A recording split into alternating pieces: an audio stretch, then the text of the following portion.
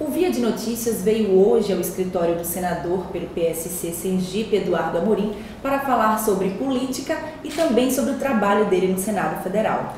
Nós vamos falar sobre uma possível mudança de partido, uma pré-candidatura à Prefeitura de Aracaju, sobre o que aconteceu depois da eleição do ano passado, sobre a relação dele com o prefeito de Aracaju e também sobre os projetos que ele tem no Senado Federal. Olá, senador. Obrigada por receber a gente aqui no seu escritório. Que isso. Venha sempre. Prazer muito grande. Que bom. Parabéns aí pela missão de vocês, pelo trabalho de vocês. Desafiador, mas nada impossível. Boa sorte. Senador, a gente vai começar falando sobre o assunto que foi pauta agora essa semana toda, que foi a transferência do título do senhor de Itabaiana para Aracaju, com a possível possibilidade de ser pré-candidato a prefeito de Aracaju. Isso é verdade? O título é verdade. Eu vou transferir. Eu acho que chegou a hora. Como está lá no livro do Eclesiastes, tudo na vida tem o seu momento. A família já pedia isso há mais tempo. Também agora, o nosso bloco político já pede isso. Então, a gente vai transferir. Mas confesso, não é pensando primeiramente na Prefeitura de Aracaju, não. Vou transferir porque eu acho que, ao momento, já dei minha contribuição como cidadão, como eleitorado em Itabaiana, continuarei dando, mas eu acho que agora a gente tem que pensar num novo momento. E digo, sou muito família e eu fui acompanhar o primeiro voto de minha filha.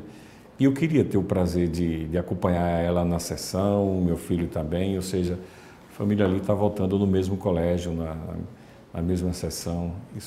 Essas coisas eu sei que são pequenas, mas eu dou muito valor.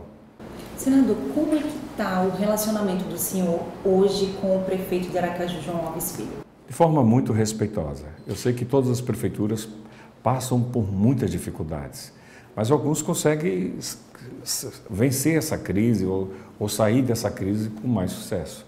Eu sei que o Dr. João passa por um desafio muito grande. O que eu tenho dito a ele é que converse mais com as lideranças, que converse mais com os parlamentares, que converse mais com a sua bancada e com todos aqueles que apoiaram e que acreditaram realmente na sua gestão. Converse com o povo, que visite os bairros, que visite as ruas constantemente. Então, sei que estou querendo ensinar o beabá ao professor. O Pai Nosso é um vigário que o Dr. João é um daqueles grandes líderes do nosso Estado. Nós somos oriundos da sua escola política, não só eu, muitos outros líderes, muitos outros parlamentares e prefeitos são oriundos dessa escola política formada aí por Dr. João.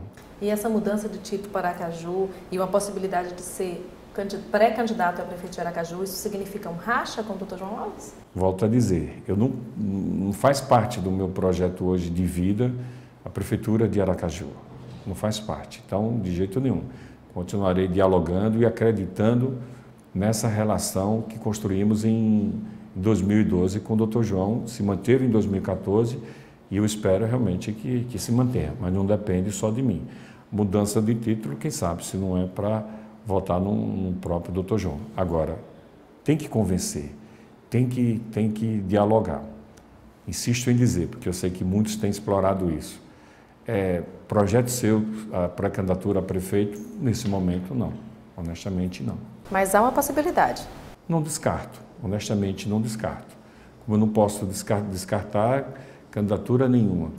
Mas isso provavelmente não é possível nesse momento, porque eu entendo que o PSC, que é um partido que vem crescendo, a cada eleição é hora de consolidar mais ainda o fortalecimento do nosso partido. Que pegamos pequenininho e que em Sergipe, graças ao trabalho de muita gente e o acreditar do nosso povo, a nossa gente, tem crescido muito. Então, é hora de consolidar isso, é hora de fortalecer mais ainda. Então, se isso acontecer, com toda a convicção, não sei se ocorrerá agora, não. Pois é, e por falar em mudança, a gente vive num momento em que o país está pedindo por mudança. A gente tem visto aí nas ruas as manifestações em relação ao presidente Dilma. Inclusive, o senhor votou na presidente Dilma na primeira eleição dela. Como é que o senhor vê esse movimento de mudança que o brasileiro pede? O senhor acha que isso é um movimento político, é um movimento genuíno da população? O movimento do não suportar mais. No Brasil, pagamos muito tributo. Metade do que a gente trabalha, a gente entrega ao Estado, mas não recebe isso de forma qualificada.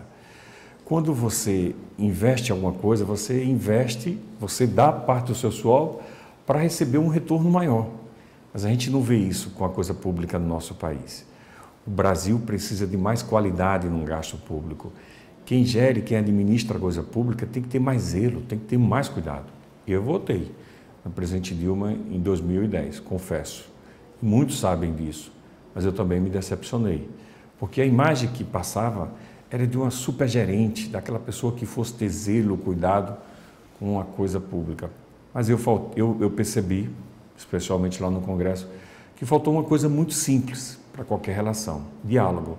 Diálogo com os líderes, diálogo com o Congresso, diálogo, sobretudo, com o povo. Senador, e como é que está o trabalho do senhor no Senado Federal?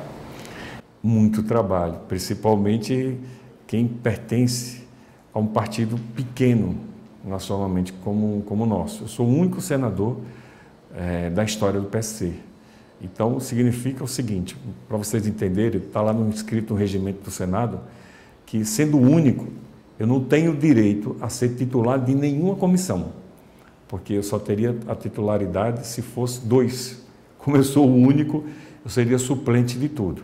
Então, só tem um jeito de eu vencer o regimento nesse aspecto. É me aliar, formar um bloco, e dentro do bloco, o bloco me dá a disponibilidade de espaço. E isso eu fui atrás.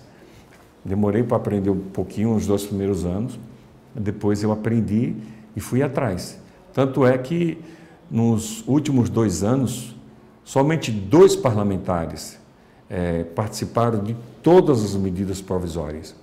O senador Zé Pimentel, que é o líder do governo no Congresso Nacional, ou seja, nas 2 casas, e ele tinha que estar presente em todas as comissões mesmo para defender as propostas do governo, e a outra pessoa fui eu. Mas eu só fui porque o bloco, que eu faço parte, me deu a oportunidade. Senador, o senhor disse para a gente que apoiou um projeto quando se aliou a Marcelo Deda e acabou que rompeu com o João Alves, mas viu que o projeto não era o que o senhor acreditava, houve um novo rompimento e o senhor se aliou novamente a João Alves Filho. Como é que o senhor avalia essa história que o senhor passou? O senhor se achou traído nesse projeto? Primeiro vamos explicar. Qualquer relação e relação política, ela não é diferente nesse aspecto. Ela só ocorre quando mais de um quer. Em 2010, nos aliamos a Deda porque houve o convite. Não tivemos nenhum convite com o Dr. João para manter a aliança com ele desde 2007, 2006. Então, naquele momento, talvez não fosse, nunca perguntei isso ao Dr. João, por que o senhor não nos quis em 2010? Por que o senhor não nos convidou? Não recebemos esse convite.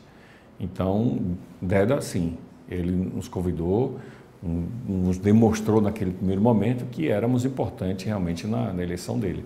E eu acho que tivemos a nossa parcela. E eu confesso, eu também acreditei. E só fui porque acreditei. Eu não tive a opção de ser convidado para manter o palanque lá com o Dr. João. Mas depois a coisa mudou completamente. Percebi que, no desenrolar da própria eleição, ou seja, muito rápido, que não era bem como a gente imaginava. Por quê, Eduardo? Existia um acordo ali no início de que todos se apoiariam. Nós apoiaríamos e receberíamos o apoio. 20, 30 dias depois eu percebi que nem todos os prefeitos do PT votariam em mim, que os prefeitos do PSB não votariam em mim, do PMDB também muitos não votariam em mim. Ué, o que aconteceu? Então, a gente percebeu ali que não era bem uma relação, estou aqui, cadê você também de lá para cá? Então, ali já começou algo diferente.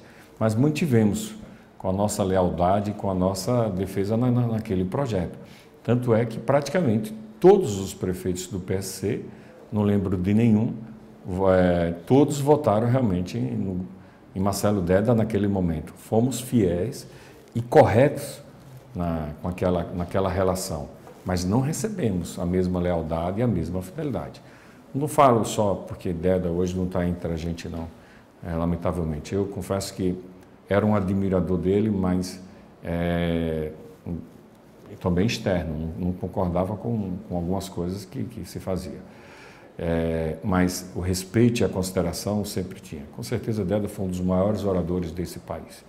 Talvez o maior orador da nossa história política no nosso Estado, do ponto de vista aí mais recente. Agora, essa relação existiu. Então, voltamos para a aliança em 2012 com o Dr. João. Sim, fomos novamente para uma aliança sem exigir absolutamente nada. Também a decisão não era minha, não. A decisão era de todo um bloco, do grupo. Existia gente que era a favor e gente que era contra.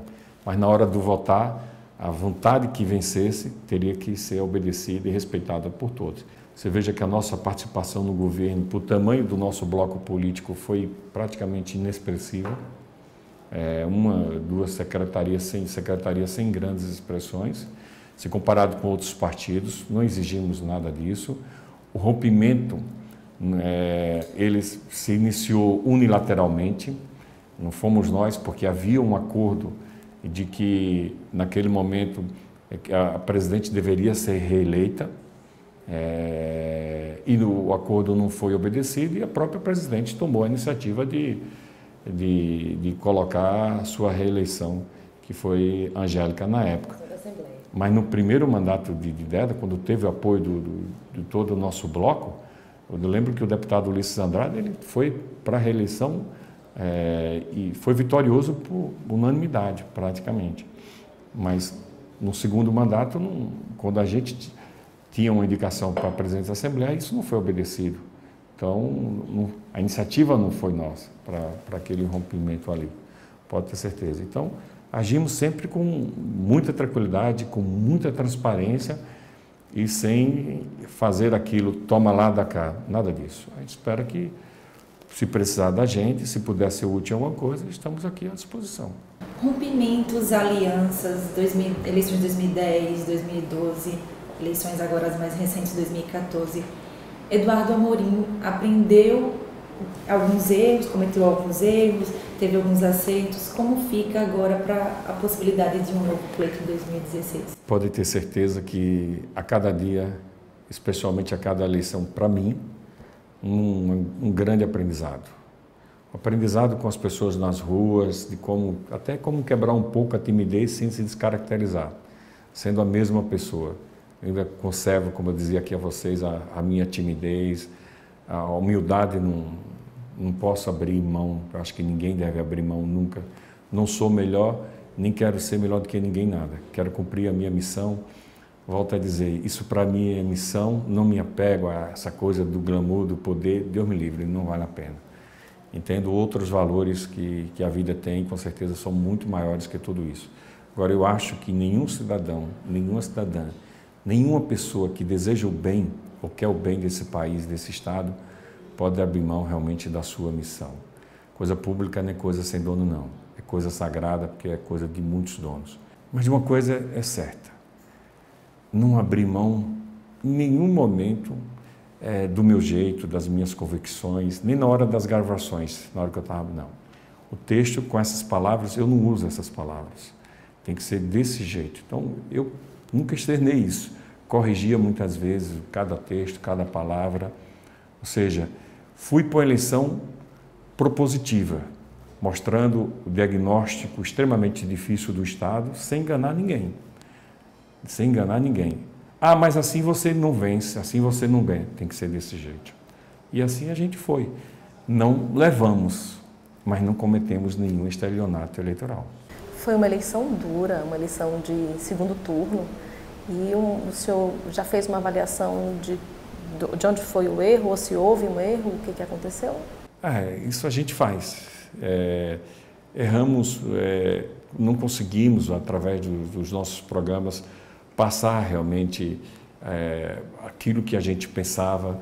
Fomos muito agredidos, difamados, caluniados durante toda a campanha. Parecia que eu era o campeão de processos. Na verdade, quem era mais processado na história de Sergipe, talvez, era quem estava realmente como concorrente. Então, houve sim alguns equívocos de marketing, de condução, e que isso só nos ensina, mas não me arrependo de absolutamente nada não. Emagreci, caminhei muito, percorri muitas ruas, conheci muita gente boa, eu gosto disso. Aquela cena daquela corredora suíça que fez a maratona, que chegou toda troncha, estrupiada, amassada, dolorida, mas ela chegou. Então, fomos agredidos, fomos difamados, caluniados, queríamos o melhor para o nosso Estado, não conseguimos. Mas o que a gente vê é um total descaso. Quem está gerenciando, quem está administrando, parece que não está nem aí com a coisa pública. E o senhor acha que a saúde de Sergipe tem jeito? A situação da saúde pública, como da segurança pública, como da educação pública, como do endividamento do Estado, não é nada fácil. São situações extremamente graves. Não fizeram o dever que deveriam fazer. Hoje a gente vê gente morrendo nas portas dos hospitais porque não consegue entrar, já estão superlotados, e muitos que entram morrem lá dentro porque falta remédio, falta equipamento, faltam profissionais. Como é que você tem dinheiro na conta há quase 5 anos para construir o Hospital do Câncer, para construir mais 200 ou 300 leitos? Você não construiu até hoje uma parede sequer. Porque o argumento que se dava para esses gestores, não tem dinheiro para isso, é falta de dinheiro. Mas não é esse caso. O dinheiro tem. Precisamos. As pessoas estão morrendo. Só temos um aparelho de radioterapia que é do século passado. É do século passado. Esses aparelhos, muitos hospitais descartam após 2 ou 3 ou 4 anos de uso, porque a medicina vai evoluindo, a modernidade está aí o tempo todo. Então, o nosso é do século passado e tem uma fila enorme. É porque essas pessoas não se colocam no lugar daqueles que estão doentes, daqueles que têm algum tipo de câncer, que é a luta contra o tempo, que é a luta contra o tratamento, que você sabe, quanto mais rápido for o tratamento, mais rápido for o diagnóstico, maior a possibilidade de continuar vivo. Então, é um total descaso, é um total desvalor à vida. Senador, a gente agradece o senhor ter aberto um espaço na sua agenda bastante concorrida para atender a nossa equipe do Via de Notícias e deseja um bom trabalho lá no Senado. Boa sorte, muito obrigada, senador. Eu que agradeço e desejo a vocês boa sorte nessa nossa missão, nessa nova visão aí de vocês. Quando a gente tem uma imprensa justa, que passa a verdade, eu acho que a democracia se fortalece, com toda certeza, cada um na sua missão. Obrigado.